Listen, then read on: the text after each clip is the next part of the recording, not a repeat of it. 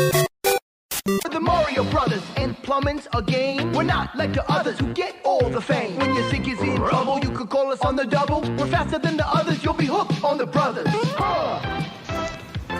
Thank you, Super Mario Bros. It seems like the only thing you haven't drained is my bank account. For super service, call or text Super Mario Bros. Plumbing today.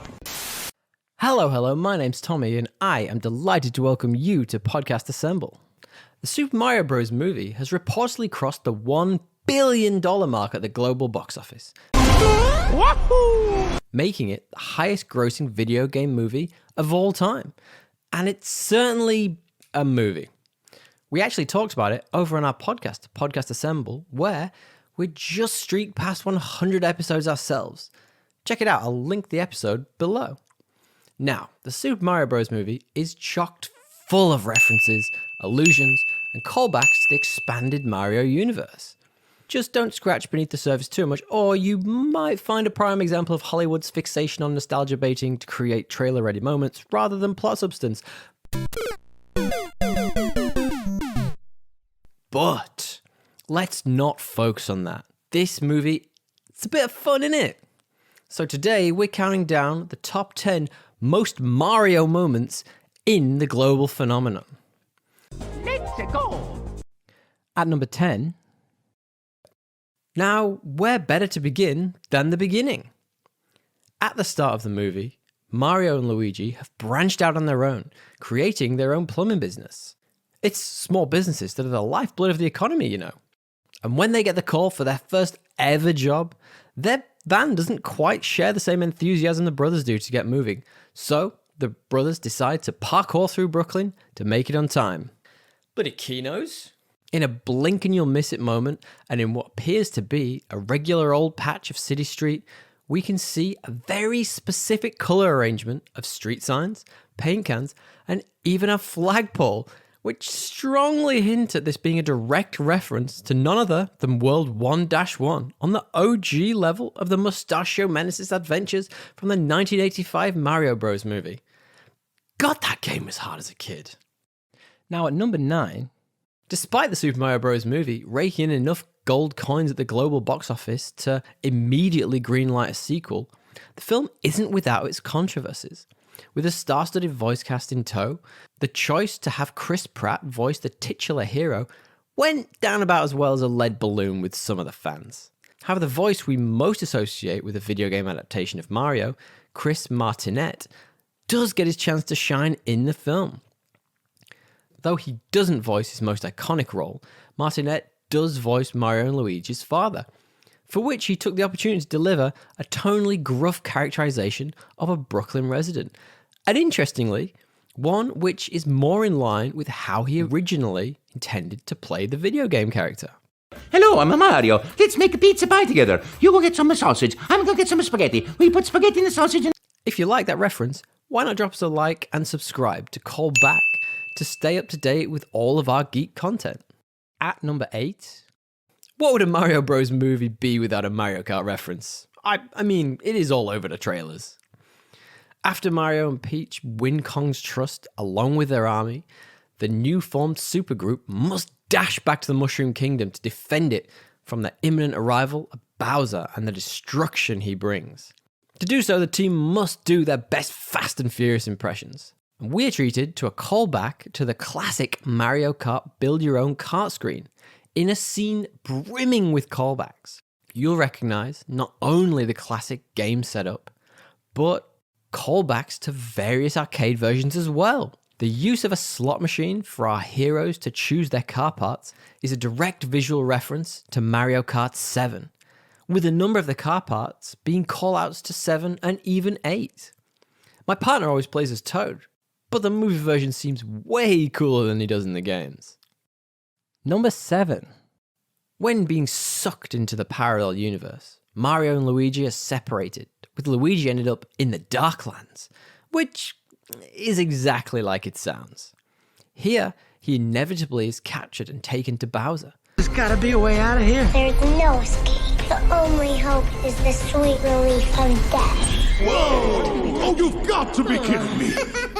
Aside from subverting the classic Mario tropes, which we'll touch on shortly, in a more subtle homage to the video games, before being taken prisoner, Luigi finds himself wandering around in a, well, it actually looks like a castle. But for the sake of this, let's say it's a mansion. Though not an exact callback, the shared visual cues of a scared and solo Luigi in a frightening building with his trusty torch being his only source of light clearly harken back to the various Luigi's Mansion titles. Just a shame there was no Professor Egad to help him out of this pickle. Number 6. You're so cool.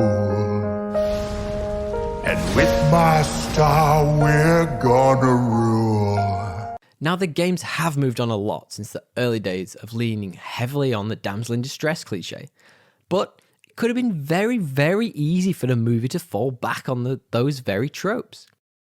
In the Super Mario Bros. Movie, we are introduced to a significantly more capable Princess Peach, who is definitely more Wonder Woman than Mary Jane Watson. Peach has proven more than a handful of times in the games what she's capable of, and the movie reflects some of the more epic traits of the character we have gotten over the years, as she performs acts of daring and bravery alongside the titular hero, and going all Elsa in the final scene.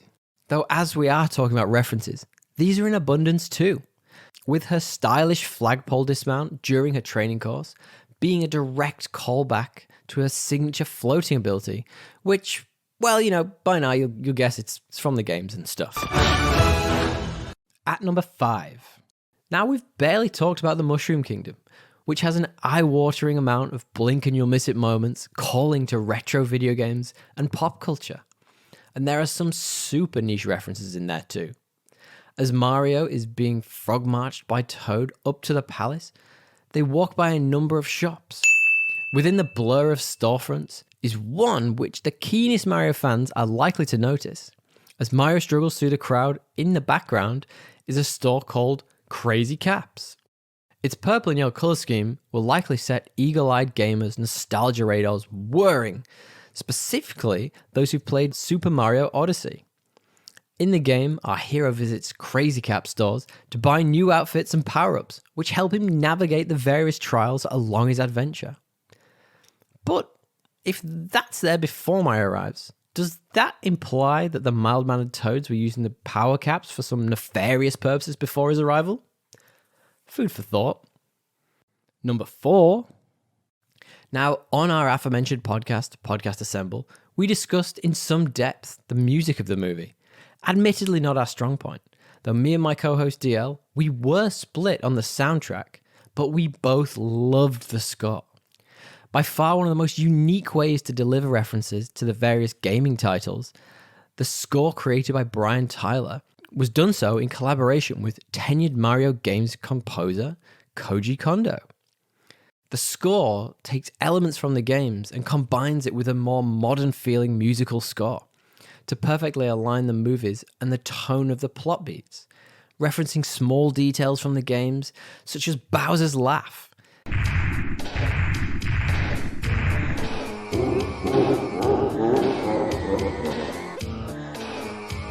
It all comes together perfectly.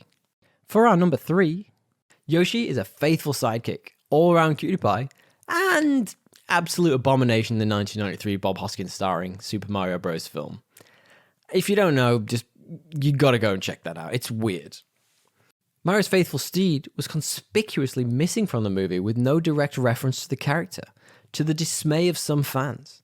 We are treated to seeing a number of Yoshis living their best lives as Mario, Peach and Toad leave the Mushroom Kingdom, though none quite match the colours of our favourite gluttonous dinosaur. However, if you were keen enough to stick around for the post-credits scene, we find an egg from the parallel universe has been left in Brooklyn, and we'd hedge that it's got sequel bait written all over it. I mean, it's going to be Yoshi, but Yoshi, that's what it is.